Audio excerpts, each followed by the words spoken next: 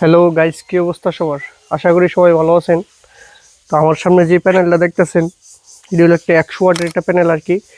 তো এই প্যানেলটা আগে এই চালের উপরে আছিল। তো এই জায়গার মধ্যে আপনার রোদরা লাগে না আর কি। মানে সকালবেলা পূর্ব দিকে যে রোদরা, এই রোদরা লাগে, আর সারাদিন রোদ লাগে না। তো এখন আমি এই চালটার মধ্যে লাগাম। ওই যে দেখেন এখানে, এটা একটা রান্নাঘরের চাল। তো এটা হলো মূলত একটা 100 ওয়াটের প্যানেল আর কি, হামকু প্যানেল। তো এটা লাগাইছিলাম গত দুই বছরের মতো হইব। তো আজকে এদিকে উইটটা এটার মধ্যে লাগাই দিব আর কি। তো এখানে আসেন, আমি আপনাদের একটু প্যানেলের ইয়াটা দেখাই। এই যে গাইস দেখেন, এটা হলো হামকু হামকু প্যানেল আর কি। দেখেন এটার আউটপুট ভোল্টেজ হলো 22 ভোল্ট। তারপরে এটা আপনার শর্ট সার্কিট কারেন্ট হলো 5.9 এম্পিয়ার। তো অনেক কিছু এটার মধ্যে দেওয়া আছে। আর এটা হলো হামকু, অরিজিনাল হামকু 1 নাম্বার প্যানেল আর কি এগুলা। এটা আপনার প্রতি ওয়াট, আমি আপনার যখন কিনছিলাম এটা হলো প্রতি ওয়াট 70 টাকা। এগুলো একদম হেভি মানের প্যানেল। এই যে দেখেন, খুবই হেভি মানের প্যানেল, অনেক মজবুত। এগুলার যে ফ্রেমগুলো দেখেন কত শক্ত।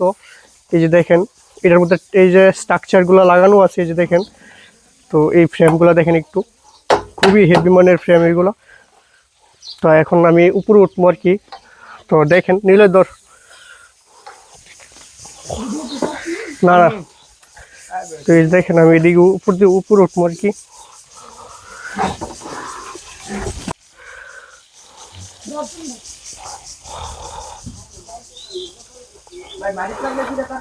তারা তারা থাক, পাওয়ার দেওয়া লাগবে না, প্যানেলটা দেখ।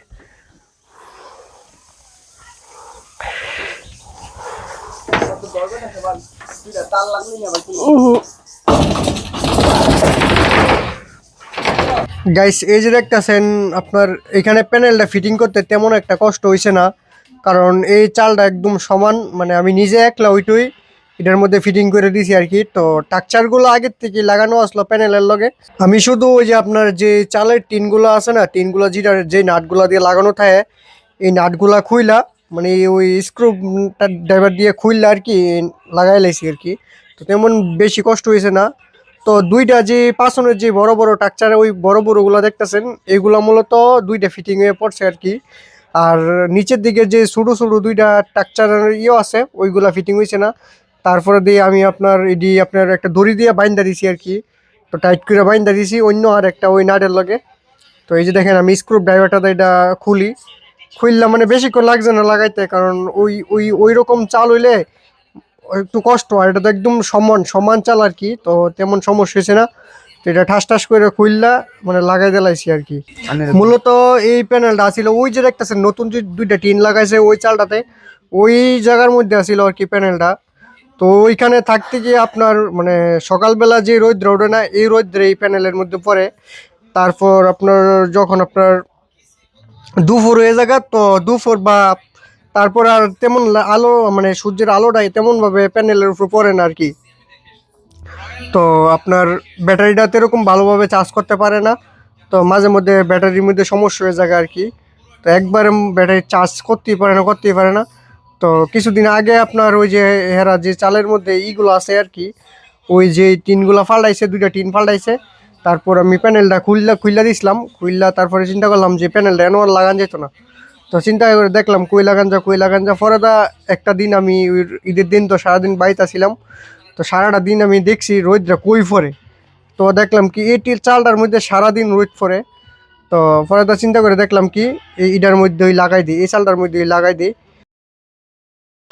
তো এখন কিছুদিন ব্যবহার করলে বোঝা যাবো আর কি কিরকম সার্ভিস দেয়। তো এই যে দেখেন এদিকে একটা পাপ্পা গাছ আছে। তো কদিন পরে আবার পাপ্পা গাছও জ্বালাইতে পারে, পাপ্পা গাছটার কারণে রোদ মুদ না লাগতে পারে। পাপ্পা গাছ কইছি রোদ না লাগলে পাপ্পা গাছ এটা যা আছে কাটতে চালাইবেন। তো আমার শরীর বেশি একটা অসুস্থ, জ্বর, এই জ্বর লয়ে আমি এটা লাগাই দিছি আর কি। কারণ আমার শরীরটা তেমন একটা ভালো ছিল না ওই দিন, যে রোদ, মানে রোদের মধ্যে লাগাই দিছি। তো এখানে দেখেন এটা হইলো আমরা বাড়িটা আর কি। এই যে দেখেন ওই আমার যে প্যানেলগুলো দেখা যা। তো আমার এইখানের কাজ প্রায় শেষ হয়েছিল আর কি। এই যে দেখেন এখানে কাজ প্রায় শেষ।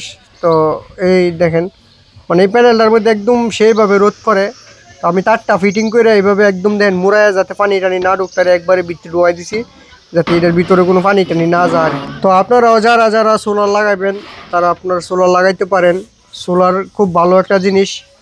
আপনি সোলার লাগায় যদি মনে করেন হাজার হাজার টাকা খরচ হয়ে থাকে এই চিন্তা করেন তৈরি হইতো না। কারণ সোলার জিনিসটা হইলো যে আপনার নিজের চালের থেকে কারেন্ট তৈরি করতেছেন, এটা মনে করতে হবে যে আমার বাড়ির থেকে আমার ঘরের চাল থেকে কারেন্ট তৈরি করতেছি। তো গাইস উপরের কাজ শেষ করে নিচে পড়লাম। এই যে দেখেন আমার সামনে একটা মাল্টিমিটার আছে।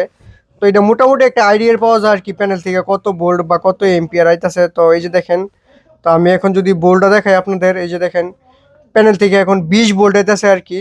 তো রোদ্র মাঝে মধ্যে জাগা আবার আসে আর কি। তো আমি যদি এখন আপনাদেরকে এম্পিয়ারটা দেখাই, তো এখানে এম্পিয়ারটা সেট করে নিতেছি আমি, এম্পিয়ারে সেট করলাম আর কি। তো এখন আমি আপনার ওই যে দেখেন লাল তারটা আপনার এম্পিয়ারের মধ্যে দিয়ে দিব, ওই যে দেখেন। তো এখন আপনার এম্পিয়ারটা শু করবো, এই যে দেখেন আস্তে আস্তে বাড়তেছে। তো এই মিটারগুলো একটু সমস্যা করে, তো মোটামুটি একটা আইডিয়ার পাওয়া যায়।